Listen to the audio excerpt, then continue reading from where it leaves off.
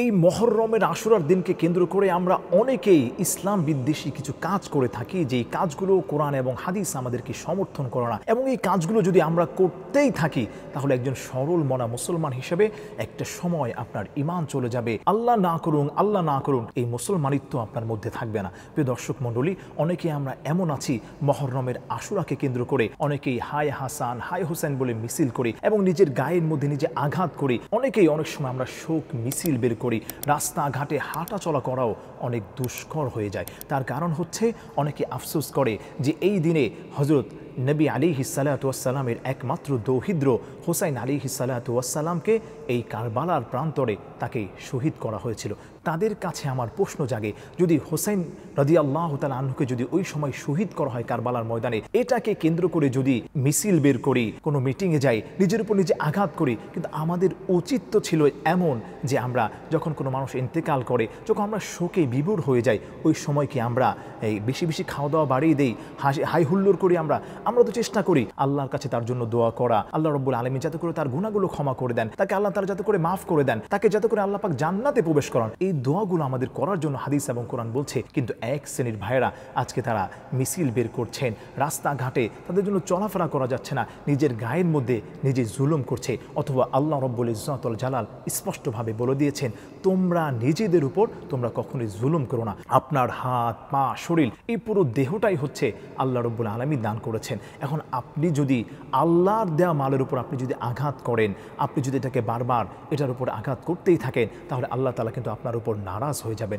অনেকেই দেখা যায় আমরা হায় হাসান হায় হোসেন বলে এই মিছিলগুলো করি, এটা কখনোই করা যাবে না। অনেকেই দেখা যায় রাস্তা ঘাটের মধ্যে দাঁড়িয়ে অনেক সময় আমরা এই দেখা যায় সিন্নি তবরকগুলো বিতরণ করে থাকি, ইসলামীগুলোকে সমর্থন করে না। অনেক মা বোনেরাও রাস্তাঘাটে বেরিয়ে বেপর্দাহীনভাবে তারা দেখা যায় রাস্তাঘাটে চলাফেরা করছে, এই মিছিলের মধ্যে তারা সামিল হচ্ছে। অনেকে অনেক রকম স্লোগান দিয়ে আমাদের সমাজের মধ্যে আজকে এই সমাজটাকে কলুষিত করার চেষ্টা করছে।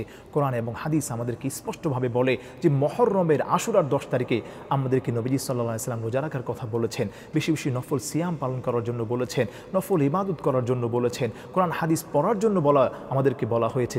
সেখানে আমরা কি করছি? আজকে ঢোল তবলা দিয়ে আমরা রাস্তায় মিছিল করছি, আমরা তবরক বিতরণ করছি। যেখানে বলা হয়েছে রোজা রাখার কথা, সেখানে আপনি আর আমি কি করছি? আজকে এই সমস্ত অসামাজিক অনইসলামিক কাজের মধ্যে আমরা লিপ্ত রয়েছি। প্রিয় ভাই এবং বন্ধুগণ, আসেন আল্লাহ রাব্বুল ইজ্জত ওয়াল জালাল যেই দিনটিকে সম্মানিত করেছেন এবং যেই মাসটিকে আল্লাহর মাস হিসেবে আল্লাহ তাআলা ঘোষণা করেছেন এবং অসংখ্য অগণিত ফজিলতের কথা এই মাসের মধ্যে বলা হয়েছে। রাসূল করিম সাল্লাল্লাহু আলাইহি ওয়াসাল্লাম স্পষ্টভাবে বলে দিয়েছেন হাদিসের মধ্যে, আফদালুস সিয়াম বাদা রমাদান শাহরুল্লাহিল মুহররম, রমজান মাসের পরে আল্লাহর কাছে শ্রেষ্ঠ রোজা হচ্ছে এই মুহররমের আশুরার রোজা।